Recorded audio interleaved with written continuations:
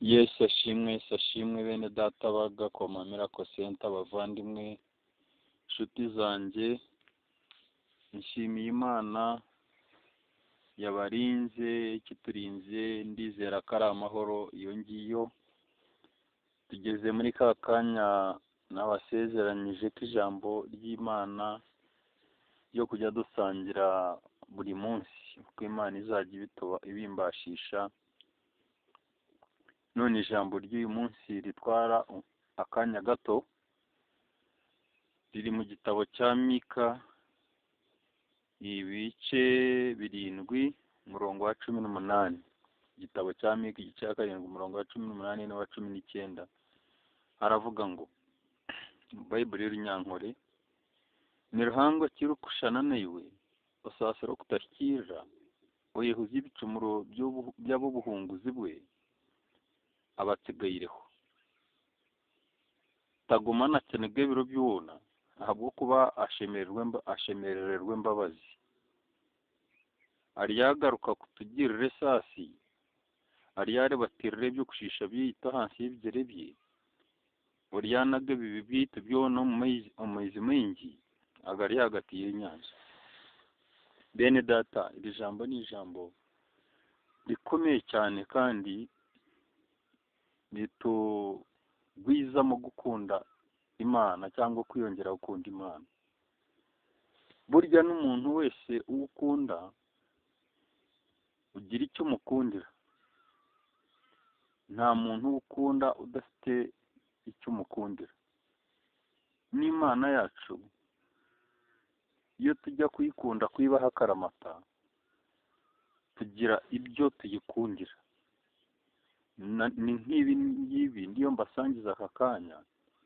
Iri jambo ni iryo kugira ngo ryongere twubakemo gukunda Imana yacu, kuyibaho akaramata. Ijambo riravuze ngo, ni Imana ki isa nawe, ibabarira gukiranirwa, ikwihuza ibicumuro byabo ubuhunguzi bwe cyangwa abaragwa be. Abaragwa b'Imana ni twebwe tuzaraga ubwami bw'ijuru. Ariko ijambo riravuga ngo, ni Imana ki? Hariho mwene data umushumba Sara wakundaga kuva i Rwanda, bajya bamwakira ino mu biterane, atanga ubujurizi ko yakoreye Satani, ho yabaye umurangi igihe kinini akiri muto, ari umwana, ariko akavuga uko abarangi bamukubitaga inkoni nyinshi cyane kandi ari umugaragu wabo. Imana yacu ntabwo ikubita. Iyo usanga irakubita, iyo usanga ibica, iyo usanga irahana, yihanukiriye, ntabwo tuba turiho dufite n'ururimi rwo kuvuga. Ndashima Imana yacu yatugiriye imbabazi. Ijambo rikomeye kandi ryiza cyane riravuga ngo, yihuza uyihuza ibicumuro by'ite. Imana kwirengagiza. Bene data,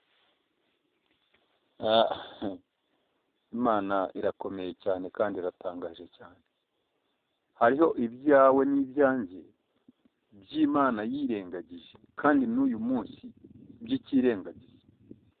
Ndetse n'uyu munsi w'uyu munsi hariho ibyo wavuze yirengagije, hariho ibyo wakoze yirengagije, hariho uwo wabeshye yirengagije. Mana, urakoze kwirengagiza ibicumuro byacu, kuko ibaye itirengagije twabihanirwa bikomeye kandi twabigiriramo ibyago bikomeye cyane. Ariko kuko twakiriye Kristo, we yatumye ku isi. Bible iravuga muri Yohana igice cya 1 umurongo wa 12 ngo, yaje mube ntibamwakira, ariko abamwakiriye yabahaye ububasha bwo kuba abana b'Imana.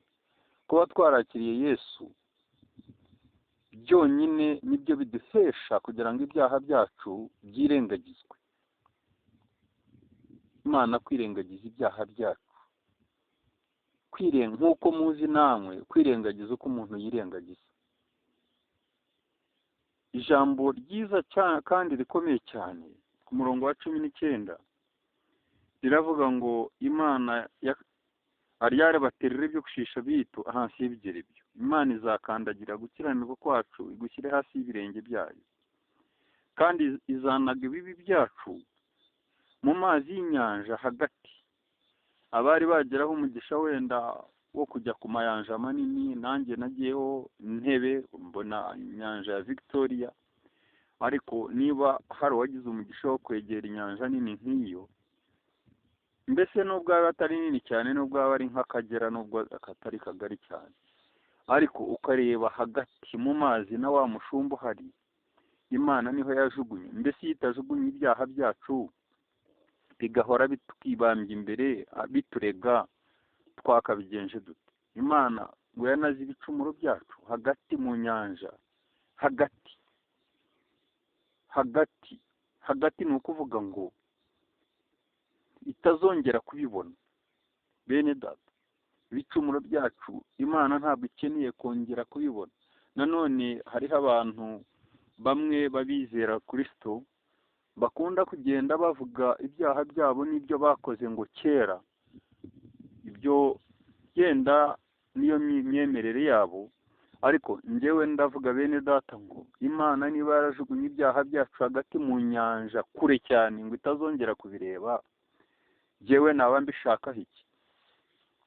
Bene data, ndagereranya nk'umuntu ufata ibishingwe cyangwa imyanda akagenda akayinaga muri gasasiro, cyangwa mu kinyarwanda aho bita ku cyavu, akanaga muri gasasiro. Bene data, ibintu byanazwe muri gasasiro ntabwo umuntu ajya kongera gutikura gushakayo, keretse abana, kandi n'abantu baba babuza abana kujya mu bintu nk'ibyo ngo atanahakomerekera, kuko burya muri gasasiro habamo n'ibintu bikomeretse, ibirahure byamenetse n'ibindi nk'ibyo.